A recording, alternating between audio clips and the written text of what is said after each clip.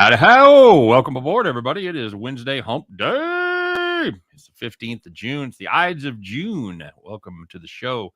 This is Back to the Window with Scott and Scott. I am Scott Steen. I'm your host, lead handicapper at WHINERS. I'm your co-host, Scott Reichel, senior handicapper over WHINERS.com. And every single day, Monday through Friday, 3 p.m. Eastern, 2 p.m. Central, you will find us right here in this very spot, helping you guys in that journey to head back to the window to cash those winning tickets. So, Scott, how'd your Tuesday go? Went well. Had a tennis play from a couple days ago that I gave out, which finally happened, and that won. I liked the guy plus 4 games. I said he might win the match as a plus 300, and he won the match as a plus 300, which was pretty nice. And Solid. then I faded your Royals, and that was a fun play that I winner yesterday. Easy money. It wasn't easy. It should have been easy. And then Stallman came in, walked 2 guys, hit a batter, and then a sac fly brought home the eventual winning run for me for Giants minus 1.5. There you go. JC Stone says, what's cracking? Nothing, man. Just my knuckles, baby.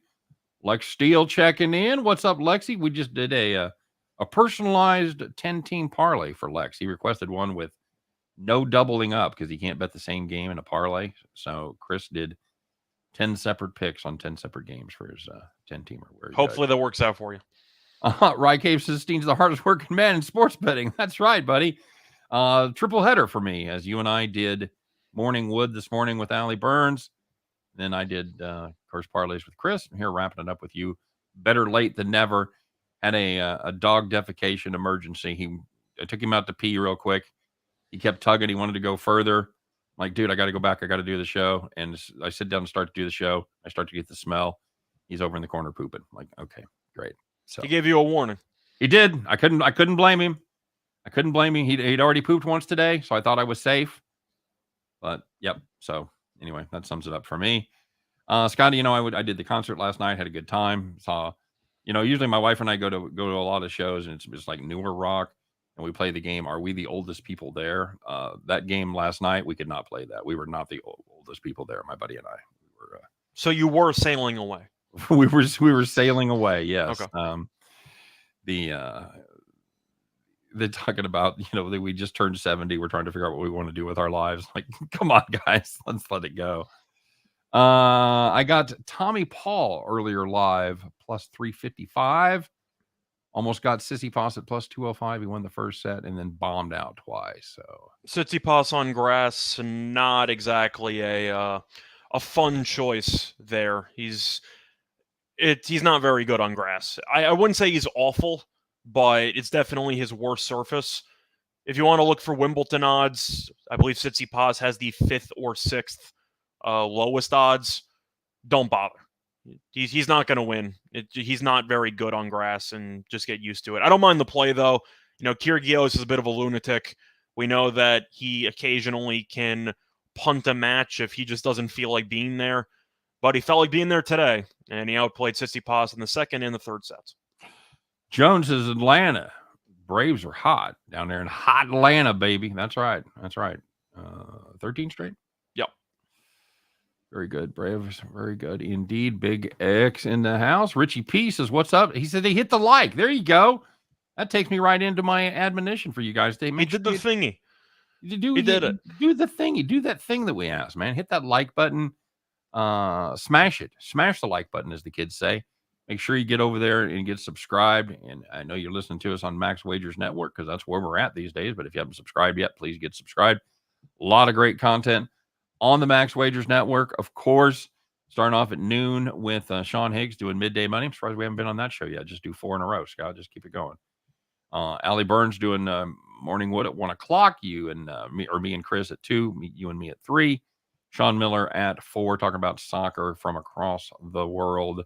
And, of course, Detroit Lenny and the Earl brothers are bringing it on home at 5 p.m. with your game time decision.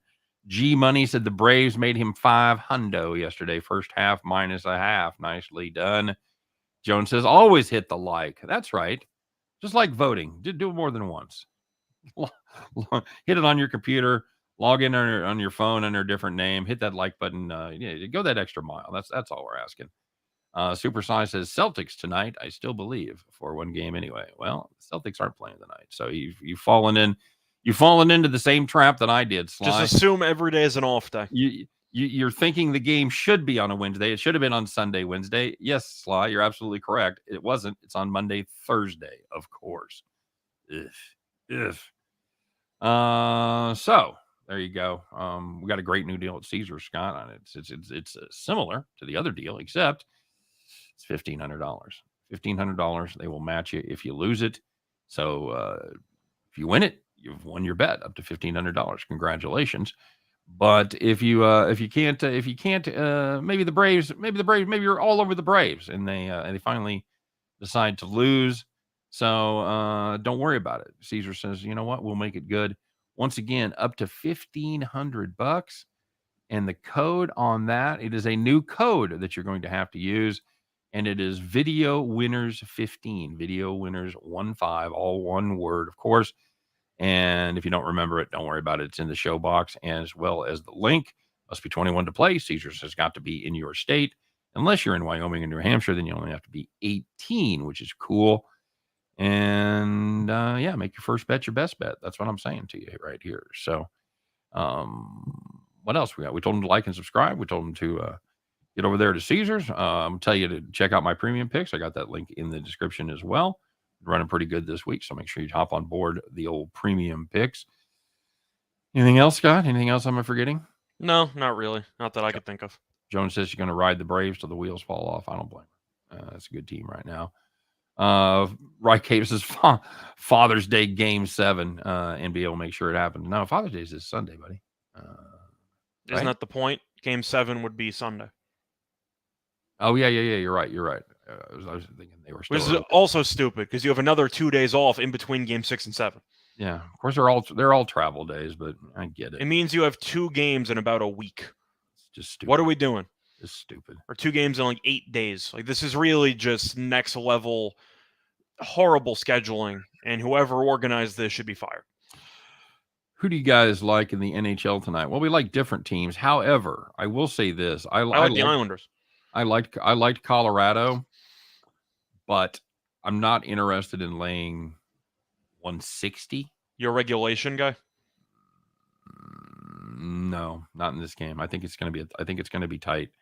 I think the value is on Tampa Bay. That's why I like Tampa. If you're talking about who I think is going to win, I think Colorado's going to win. If you talk about where the value is, I think there's only one place there's value, and I think it's on Tampa Bay at plus 140 or so. It's very tough to turn down Tampa getting Braden Point back, who's a top 3 offensive player on their team. Yep. Colorado's still missing Kadri, who is, can we say, the 3rd or 4th best offensive player on their team? I think that's right in the wheelhouse for where his position is. So he's out. Girard's out. Do you like either goalie for Colorado? I mean, Kempfer, I guess, is a little bit better, but they both weren't great against Edmonton. Well, how many games did Kemper play against Edmonton? Because he hasn't played for 2 weeks. I was going to say he got injured in about game 1. Game 1, right? Yeah. And he gave up like 5 goals before that, but he got injured. Wasn't good. That's what she said. Very nice. So yeah, it's one of those. And you'll run across those games every once in a while where you go, well, I like this team. I think they're going to win. And then you look at the price. You're like, no, I can't do that. So then you have to look at the other side. So this is a game where it's going to be just value to me, where I'm going to take a team that is arguably just as good. And I know Scott would certainly argue better than Colorado. I think it's close, but with the injuries, I do think Tampa's better. And you're getting 7-5 on your money. So yeah, I'm going to have to hold my nose and play the dog there. So. I agree. At the end of the day, you have Vasilevsky against a goalie that you are okay with, not thrilled with. Right. But Tampa's been there before. I know the crowd should be amped up there because it's the first Cup game in Colorado in about 21 years. But I just think Tampa's the better team as of right now based on the injury report. Okay. All right. Very good. Super Slice says Kadri's probably 4th best, but most importantly, he can play solid second line center. You can argue that Kadri's also like the 3rd or 2nd most valuable player because he'll injure the other team's best player. Yikes. But just being honest, Kadri, of course, had a nice moment there with the hat trick against St. Louis, but throughout his entire career, he's been known as being a cheap shot artist. So, just going to throw that out there. Okay. All right. Well, he just needed to hear some more racist stuff about him. That was what got him going. Everything will be fine. All right, Scott, let's find out what happened yesterday, man. Let's get right to it as we break it down. talk about the the good news and the bad news. There was now I was like I said, I was without basic internet for like 3 hours last night. I couldn't check any How did it scores. feel? It was weird. It was Okay. weird. I needed all those people there. Like the outdoor amphitheater, probably 8,000 people. I think everybody was on their phone, and they're like old people, so they're probably on Facebook. So they couldn't stop posting shit on Facebook, would be my guess. So yeah, it was hard to grab a vine last night. So I had to Use the wait. dial up. I had to wait till I got home. I wait till I got home to check all my scores. So How'd it go? it was all right. We hit the farm, which was a good thing. Moo. Well, we want to hit the farm every day, but I really wanted to hit it yesterday since that Well, line. because we said minus 130, it closed Yeah. at 150. If we're gonna give out 150, Closed. it better hit. It closed at 180. I didn't even realize it closed at 180. Dude, by game time it was minus 300, minus 180 on the break. I can't say I'm surprised. No. Well, that's one of the reasons we took it, because we thought it was a great deal at minus 130. We thought it was a good deal at minus 150, but I got to say, we're not going to come here and give you a 180 on a run line. That ain't going to happen. So we're glad it hit. We're glad it hit. Yeah. And I had the Guardians on the run line. That almost turned into a Giants situation, where the Giants were able to get home. Cleveland just couldn't get that extra runner to cover the run line. So they win, but they don't cover. And I split them up on the premium side, missed on, I took a swing with Tampa Bay plus 190. I loved the value there. Of course, Cole, once again, did whatever I didn't want him to. Yep. Keeping his perfect season intact. I had Toronto on the run line. They disappointed a lot of people last night. And then we did better with the Mariners over Minnesota and the Dodgers Angels under 8.5 there. Do you have a specific baseball player who just seems to always burn you, or he always does well when you want him to struggle? Garrett Cole. This Cole's season, your guy? This season has been Garrett Cole, absolutely. My guy is a position player, but I'm curious how many times Cole's actually burned you. I'd have to look at his starts, probably 4 times. Okay. Bubic is another one. Recently, Carlos Santana.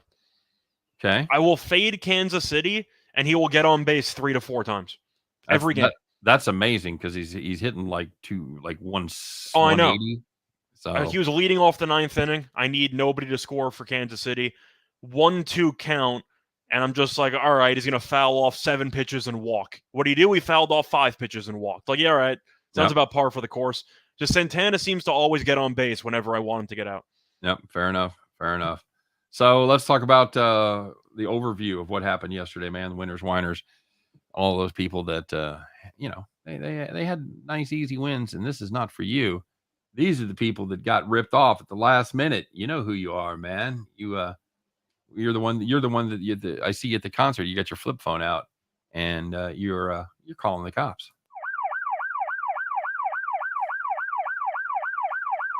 I think the head bob to the siren is the most interesting development as far as our show goes. It's catchy, man. That's just top-notch entertainment right there, buddy. So we'll start it off in the major leagues. If you had the Arizona Diamondbacks, excuse me, I'm sorry. If you had the Phillies, oh man, I didn't load them up. Sorry, Ben. Too many shows today. Nothing's loaded except your host. So we'll do it live. We'll do it live. Damn it. So if you had the Phillies on the money line against the Marlins, they led 9-8 after 8 innings. Miami scores 3 runs in the top of the 9th. My God, those two teams get together, you're going to see fireworks as far as offense goes.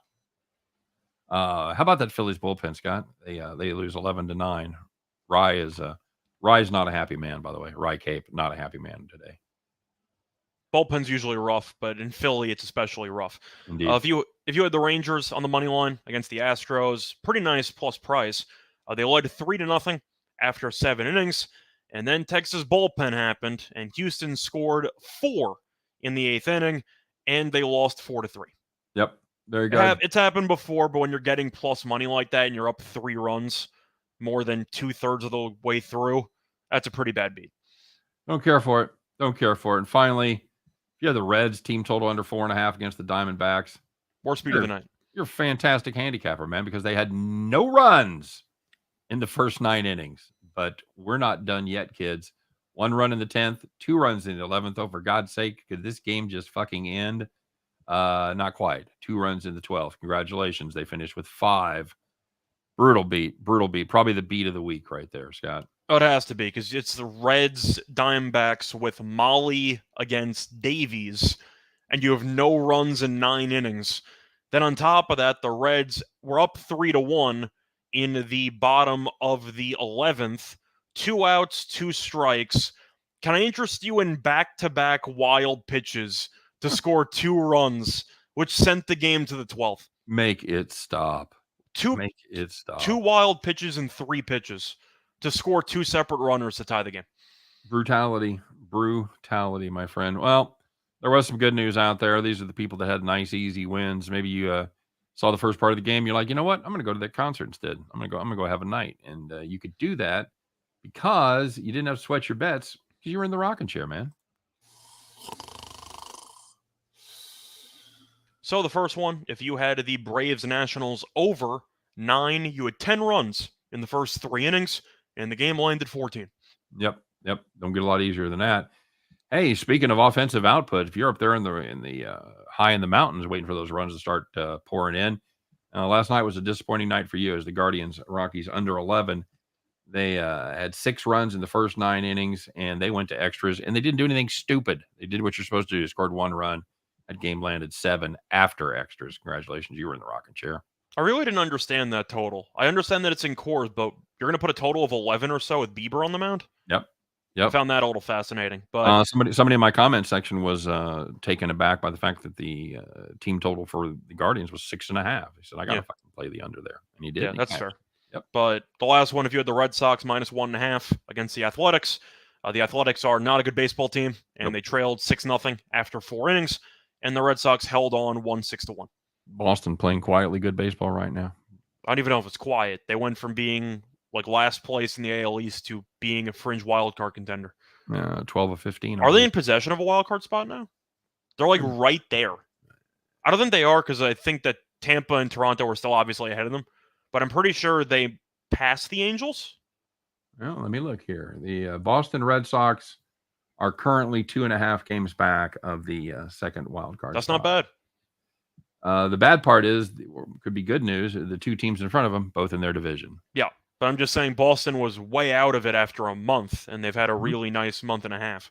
Yeah, nice resurgency as they've not only pulled it even at 500, they're 4 games over right now. So, yeah, very good. Cleveland also playing good ball. They're just a half game back of the Red Sox, and yeah, good times indeed. Royals not quite there yet. They're 12.5 games out of the wild card spot. All right, my friend. Well, let's talk about this. I know this is more your speed, so I'll let you take care of business here with this one. I'm not going to find out, Scott. I got to admit, this one didn't make me mad, but of course, we were disappointed.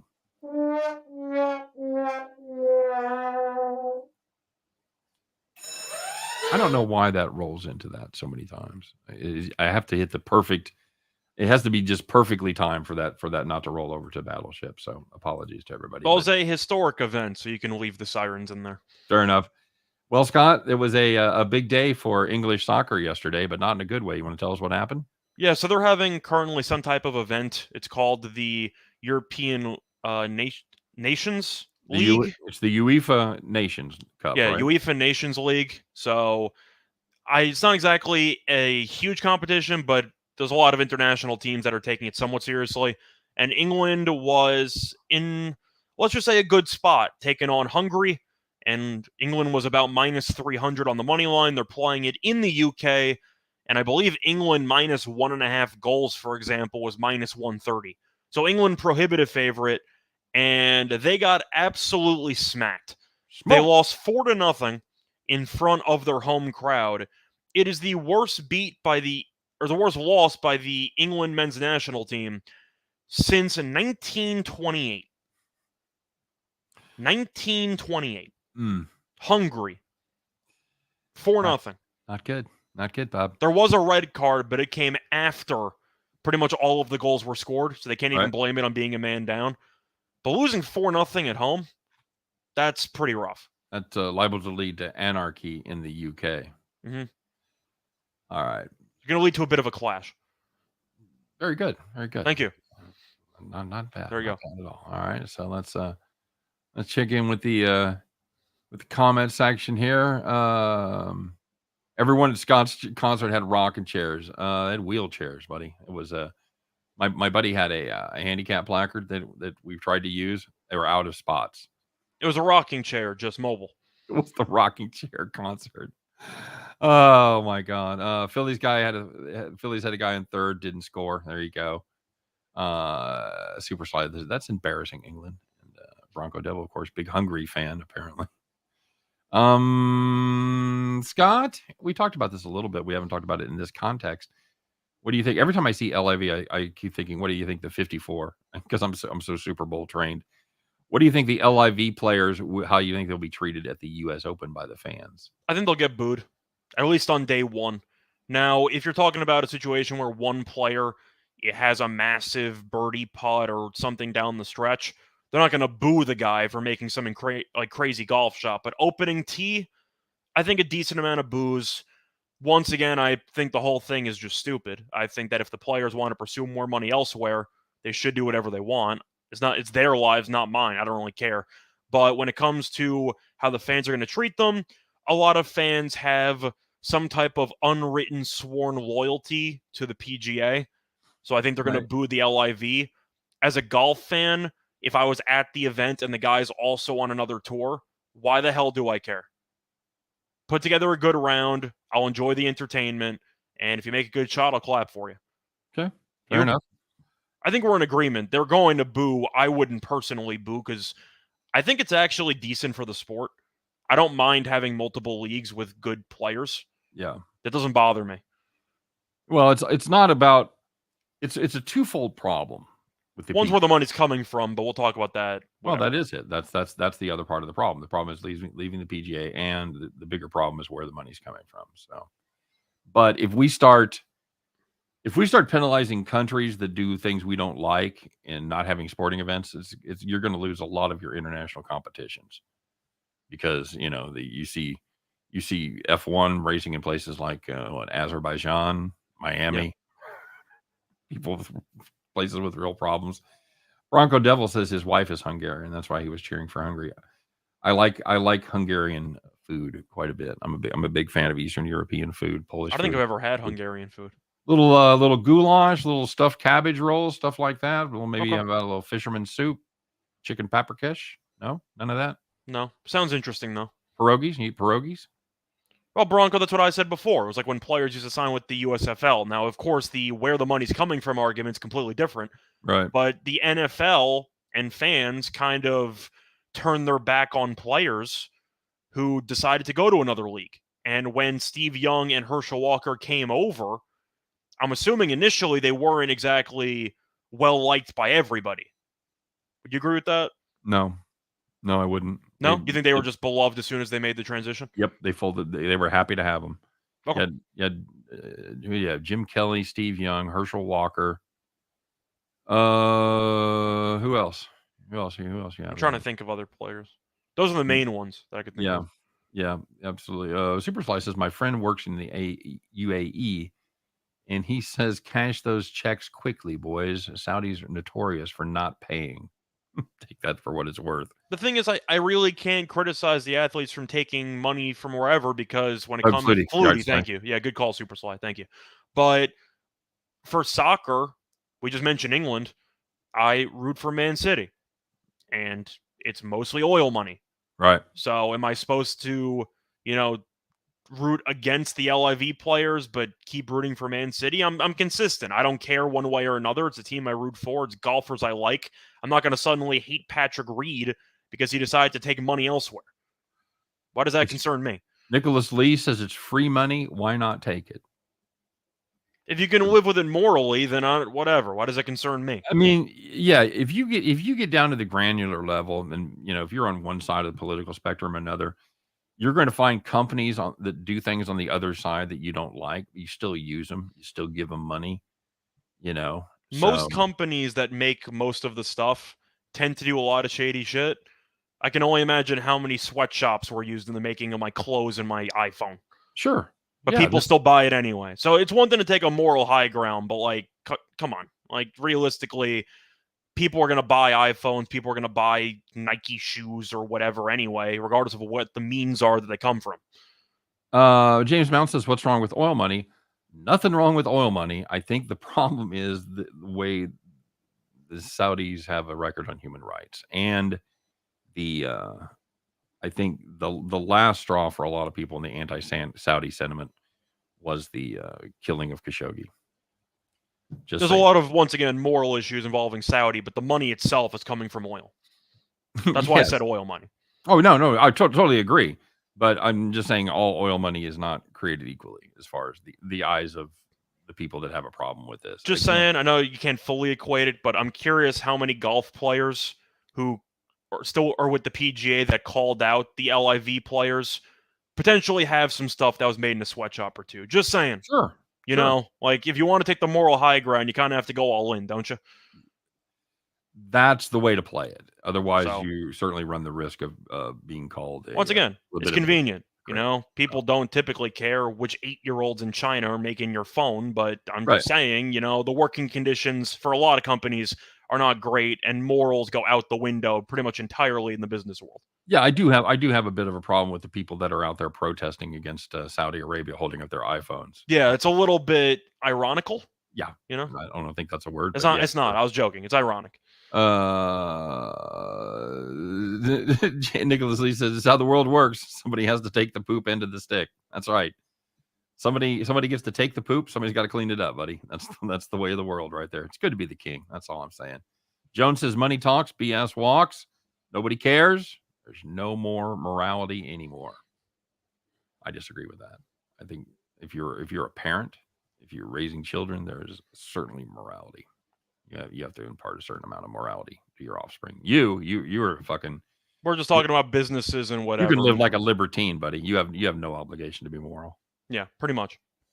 Love pierogies, says Noak. I grew up eating that. Boil them, cover them with melted butter and onion.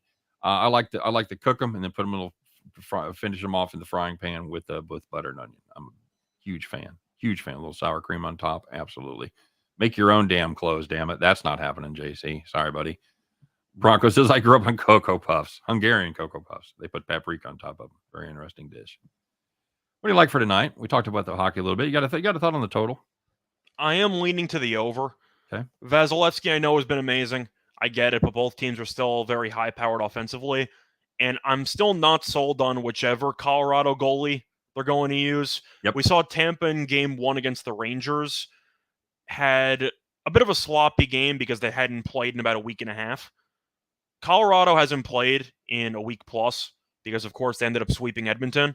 So I expect them to be a little bit sloppy defensively. I think you might see an up-tempo game here. We know the power plays are really good for both teams. I'm going to lean to the over. Not to mention all the empty netter shenanigans that could unfold at the end. So I'm going to lean to the over. I think you'll see a lot of chances for both teams. Any chance we can get this down to 5.5? You think it's stuck at 6? I think it's stuck at 6. I think both teams offensively are too good for it to go to 5.5. Yep, I thought the same thing. I was just throwing it out there. Super Slices loves Hungarian langos. I don't know that I've had those. Okay, now I have to fucking look those up. Oh yeah, everybody's I have made some Hungarian food, Joan, and I can say that about all of it. It is all very fucking labor and prep intensive. A lot of it is. So I used to make some. I got a great recipe for stuffed red peppers with like Hungarian paprika sauce, and it's fantastic. But it takes me like 4 or 5 hours to fucking do it. Or my dad would say he cleans the elephant poop out of the circus. Very good, Nick. Bronco says, bad thing is my wife doesn't cook. What the hell? Oh, man. You can cook, can't you? We talked about this. You're a little bit of a cook. I dabble. Dabble? As in, if I had to fend for myself, I'd last maybe 2 days. Rice says Tampa Bay is going to be in this Avs zone all night long. Now, if that happens, that's going to be bad news for Colorado because you're not going to get a situation where they're going to... A part of me was tempted to take the Vasilevsky over in saves. Yeah. It was at 32.5, mostly because Colorado basically attempts 40 shots per game. Right. But I decided not to because Tampa defensively, from what we've seen against the Rangers especially, and Florida, they're just dominant in the neutral zone. Right. And I'm concerned that Colorado's not going to have as many clean entries as they've had throughout the entire postseason, because this is easily the best team that Tampa's faced up to the best team that Colorado's faced up to this point. Tampa, it depends on what your thoughts are about Florida and Toronto. I think we would agree that Tampa's had the tougher path up to this point. Yeah. Does it concern you at all that Colorado got a bit of an easier schedule because Edmonton upset Calgary, stuff like that? Yeah, I mean, they haven't been as battle tested, but this is a team that had the best record. They were great. Don't get me wrong. In the West, so yeah. So, JC wants to know if I'm Dutch. Only when it comes to paying for shit. Yeah, I believe my lineage. We never did my dad's side very well, but I believe I have German on that side and Norwegian on the other side. My mom's people are all from Norway, so there you go. Stamkos anytime scorer plus 170. You like that? I don't mind it. We know Stamkos is not afraid to take a bunch of shots. Nope. Kucherov can score, but he's really embraced being a facilitator so far this postseason. So the power play, Stamkos should get at least one timer per power play. Yeah. So I do think you're looking at a lot of chances there. I am curious what Braden Point's situation is. I know he's playing, but he hasn't played in so long. He's on the power play. He's going to be, of course, in one of the first two lines. Do you ease him back into it, or do you just tell him it's the Stanley Cup, figure it out?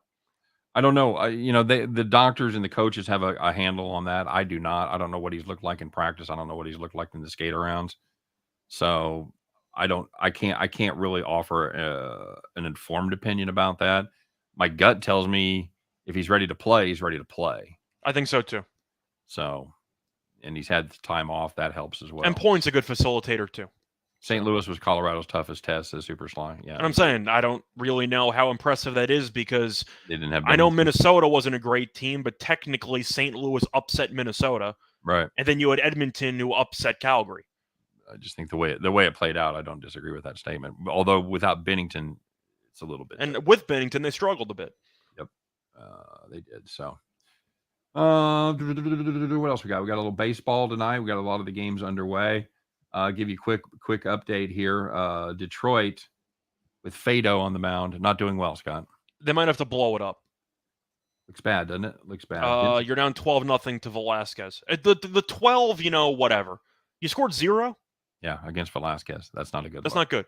We talked about that on the show today. If you can't score against Velasquez, this is your shot. Yeah, we said that in the second inning.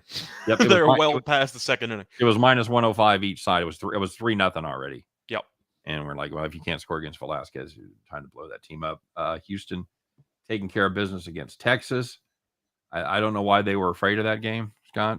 Lenny and Allie were both laid off of that. And told you to. I personally laid off. I had no opinion on it. I said that based on the regular season meetings, the 8.5 total, each of the first 10 games did go under, and Garcia could maybe pitch well. I once again said there's no chance I'm betting the game.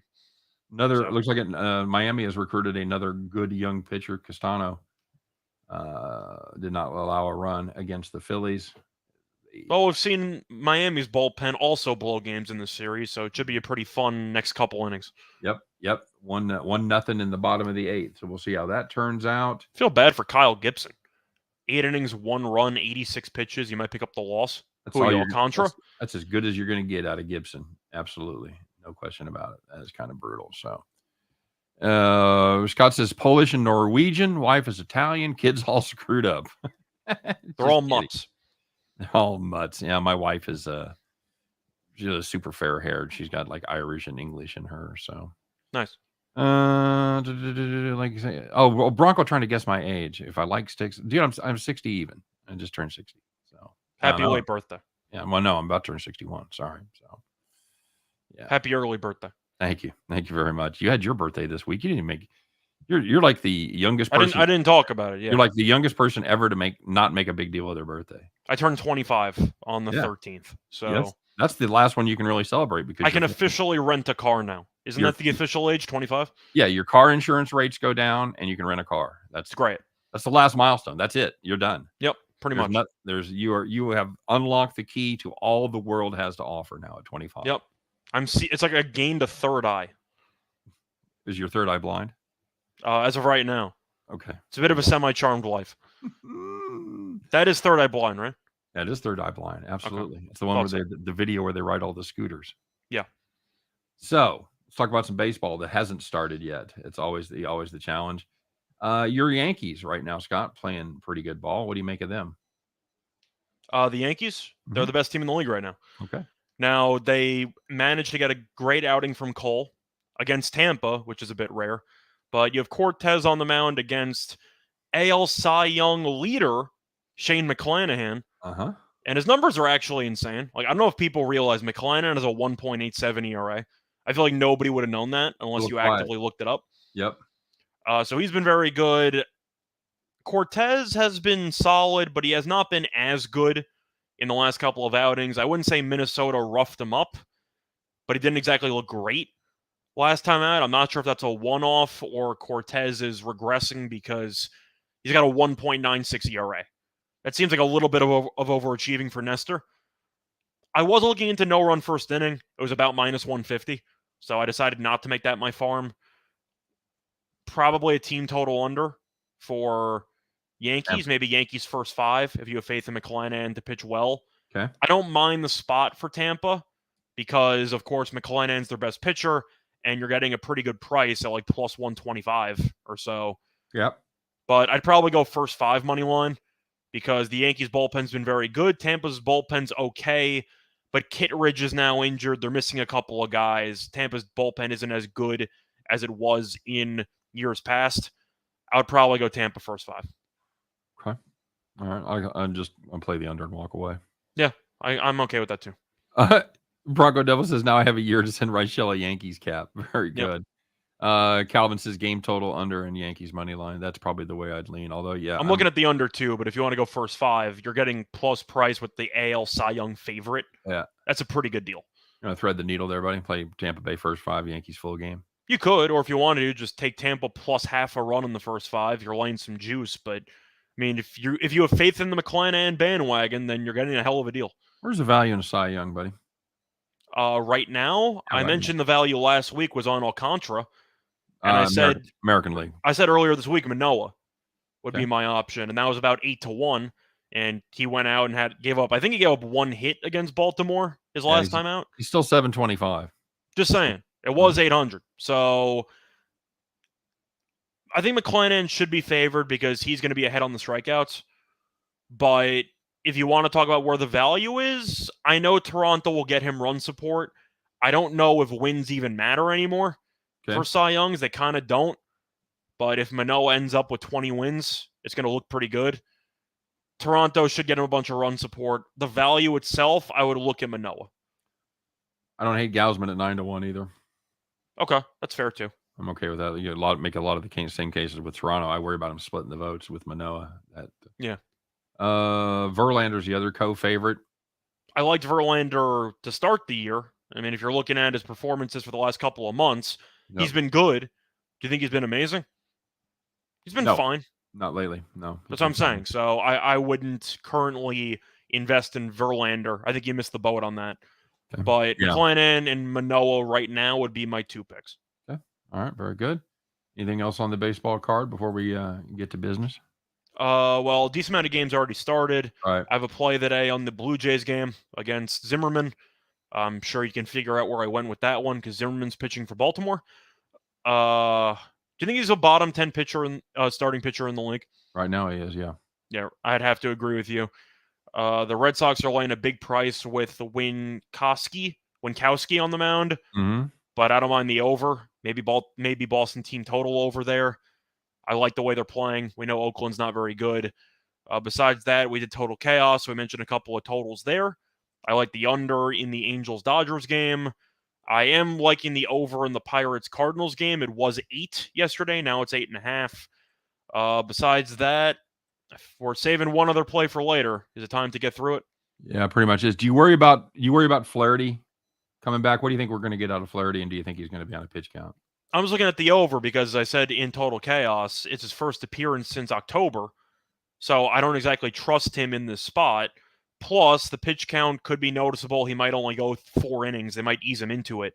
But you're looking at Contreras. His road numbers are awful. The Cardinals' offense has woken up. Goldschmidt's been amazing. If you want to talk about some value, NL MVP Goldschmidt, I think, has a lot of value. Because Goldschmidt's been amazing. Killing it. And who's the favorite right now? Mookie? I don't have it in front of me. They're really. I've got American League MVP, American League Cy Young, and home run leaders. Okay, so I'll pull it up. AL MVP, I was right a couple of weeks ago. I said the value was on Judge, and the fact that Ohtani was still favored to win the MVP 2 weeks ago was an absolute joke. And now Judge went from like 3-1 to plus 110. So we'll see if he can stay healthy. But I pulled it up. Let me see what I got here for the NL MVP. And that's really the only question about Judge, isn't it? I mean, because when he plays, his production is there. Yeah, he's been great. Goldschmidt's actually favored right now to win the MVP. He has jumped Mookie, as he should. I would probably look for Goldschmidt to have a good game tonight, maybe bet on the home run prop. But Contreras' road numbers are not good. We know Pittsburgh's bullpen's not good. I still like the over there. It would not surprise me if the Cardinals put up 6 tonight, which should help the total. Okay, very good. All right, buddy, you mentioned it. Let's get to it. I know a lot of people have talked about it already. So, yeah, we're gonna do something I don't think we've ever done before. So, yeah, stay tuned for that because we're gonna bring it to you right now. It is time once again, everybody. It's Wednesday. It's Hump Day. Put on your nice, clean overalls. Grab that straw hat. Put it on your head at a rakish angle. Climb aboard your John Deere. Get out your keys. Fire that bad boy up because, ladies and gentlemen, once again, you know it, you love it. It is time to bet the farm.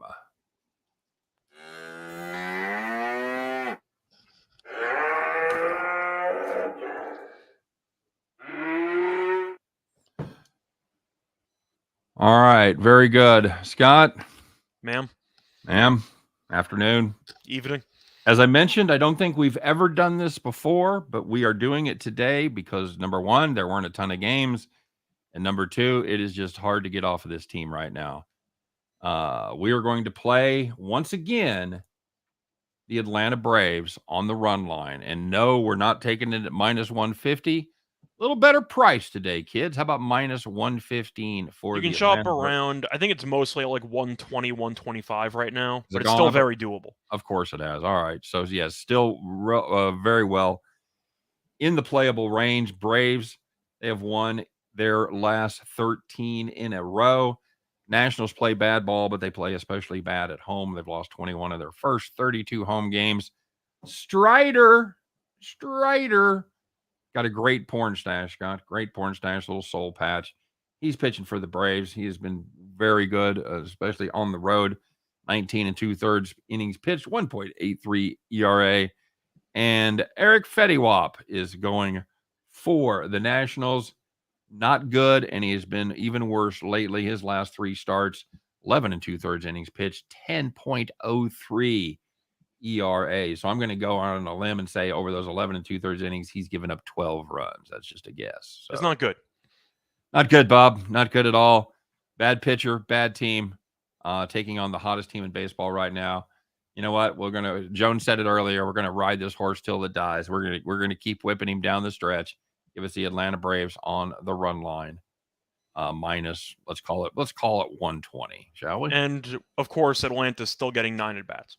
Yes, Atlanta's still getting 9 at bats, being the visiting squad. So that's going to do it for the farm. That's going to do it for today's show. As always, appreciate you guys stopping by. Don't forget, if you weren't able to see it live, you're not able to watch it on video, you're in the car, you're on family vacation, don't sweat it.